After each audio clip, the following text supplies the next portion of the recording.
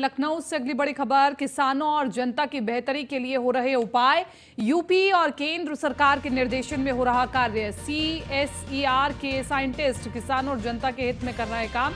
Organic खेती, शुद्ध सब्जियों को उगाने के लिए बता रहे तरीके, कूड़ा डंपिंग यार्ड की खेती की फसलें, सब्जियां हो सकती है संक्रमित। कूड़ा डंपिंग यार्ड के किलोमीटर के रेडियस की मिट्टी पर कर रहे शोध, मिट्टी के अनुरूप तैयार कर रहे हैं वैज्ञानिक बीज तैयार। किसानों को पहले साल ज्यादा मुनाफा नहीं मिलेगा, उसके बाद किसानों की आय दोगुनी होगी। जनता को मिल सकेगी शुद्ध पौष्टिक सब्जियां। उन्नत किस्म के बीज वैज्ञानिक कर रहे हैं निजाम।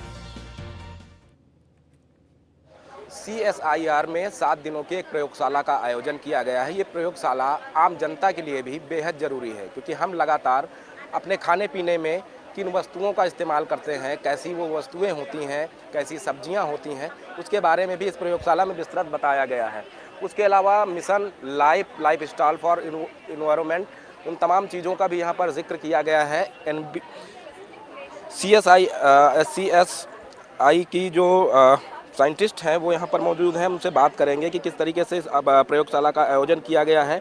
उसके साथ साथ मैम आपसे जानना चाहेंगे कि एक बड़ी प्रयोगशाला का आपने आयोजन किया है, यहाँ पर सूर्य प्रताप शाही जी भी आए थे, पर्यावरण मंत्री भी आए। क्या उद्देश्य है इसका, किस तरीके से आगे इसको बढ़ाया जाएगा? ये बेसिकली हमारा ये उद्देश्य है कि जो भी हम लोग लैब में करते हैं वो सामान्य जन तक या किसानों तक कैसे पहुंचाया जाए। तो कभी कभी उतना हम लोग पॉपुलर नहीं कर पाते अपनी चीज़ों को, जो कि होनी चाहिए। जैसे कि NBRI ने एक मुक्तोश्री वैरायटी बनाई है राइस की, जो आर्सेनिक जहाँ पर है मिट्टी में वहाँ उगाए जाने से क्या होता है कि उसमें आर्सेनिक कम जाता है, और वो हमारी जो वैरायटी है वो बिल्कुल लंबे दाने वाली है और उसकी प्रोडक्टिविटी भी ज़्यादा रहती है।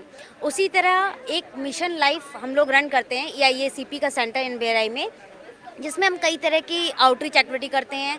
बच्चों में जाकर के हम साइंस के लिए जागरूकता फैलाते हैं। उसी तरह मिशन लाइफ की किस तरह से हम पर्यावरण को अपने दैनिक जीवन शैली में कुछ चीज़ें करके, जैसे ये आप देख सकते हैं, ऐसे फ्लायर्स और ब्रोशर्स हम बच्चों में देते हैं, उनसे भी वीडियोस रिकॉर्ड करते हैं। वो क्या सोचते हैं कि हम अपने दैनिक जीवन शैली में क्या क्या बदलाव लाएं जिससे कि पर्यावरण बच सके। जैसे छोटे से ही बदलाव है, जैसे कि नहीं ज़रूरत है तो AC बंद कर दें या 25 या 26 पे चलाएं।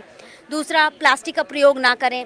खाने के फूड आइटम्स में हम कोशिश करें कि हम मिलेट्स को यूज़ करें, तो कि हमारी पाचन शक्ति को भी सही रखेगा और हम लोग स्फूर्तिवान रहेंगे। इसी तरह अगर नल टपक रहा है तो उसे बंद कर दें। इसी तरह की छोटी छोटी चीज़ें जो अपने दैनिक जीवन में, क्योंकि एक के प्रयास से नहीं हो सकता है, पर्यावरण में जो बदलाव हो रहे हैं उनको हम रोक नहीं सकते हैं, जब हम सब मिल के करेंगे तभी हो सकता है।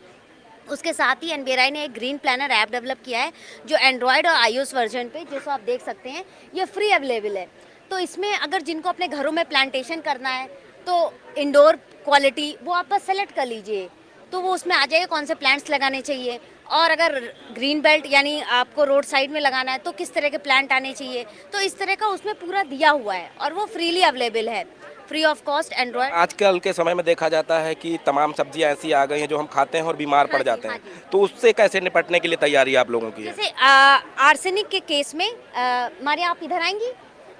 हमारी एक छात्रा हैं जो इस पे शोध कर रही हैं कि कैसे हम आर्सेनिक को मिट्टी में ही माइक्रोब्स की मदद से वोलेटिलाइज करा दें, वो हवा में उड़ जाए और वो प्लांट की फूड चेन में ना जाए, ग्रेन में ना जाए, क्योंकि ग्रेन में जाएगा तभी हमें नुकसान करेगा। हमारे थोड़ा सा संक्षेप में बताएं। हमने एक फंगल कंसोर्शिया बनाया है कि हमने जहाँ जहाँ पर आर्सेनिक की प्रॉब्लम है वहीं से हमने माइक्रोब्स ऐसे आइसोलेट किए हैं और उनका एक बायो फॉर्मुलेशन बनाया है कि जिसको जब हम अप्लाई करते हैं, सीड ट्रीटमेंट या रूट सोक ट्रीटमेंट देते हैं, और अगर हम ऐसी ज़मीन पे भी उसको लगाते हैं जहाँ आर्सेनिक का प्रॉब्लम है, तभी भी हमें जो ग्रेन्स मिलते हैं वो फ्री फ्रॉम आर्सेनिक मिलते हैं। तो हम क्या कर रहे हैं, बेसिकली हम फूड चेन में से आर्सेनिक को हटाने की कोशिश कर रहे हैं, क्योंकि आर्सेनिक से कैंसर और सारी बीमारियाँ हो सकती हैं। सो वो फॉर्मुलेशन यूज़ में आ सकता है और वो काफ़ी हेल्पफुल होगा आर्सेनिक की कंटामिनेशन को कम करने के लिए। अब मैं आपको थोड़ा सा, मैम, शहरों के आसपास अक्सर देखा जाता है कि जहाँ बड़े डंपिंग यार्ड है, कूड़ा जहाँ डंप किया जाता है, आसपास सब्जियाँ जहरीली हो जाती हैं या उसको खाकर लोग बीमार पड़ते हैं, तो उन सब्जियों को कैसे दुरुस्त किया जाए, कैसे किसानों को जागरूक किया जाए? पहले तो ये है कि हम जितने भी पेस्टिसाइड्स हैं इन सब का प्रयोग ना करें, हम सिर्फ ऑर्गेनिक चीज़ों का प्रयोग करें। और एक बार में अगर हम सोचते हैं या किसानों को लगता है कि एकदम से ऑर्गेनिक फार्मिंग करेंगे तो प्रोडक्टिविटी चली जाएगी, तो ऐसा नहीं है। अगर हम पूरी तरह से ऑर्गेनिक अपनाएंगे तो प्रोडक्टिविटी रहती है।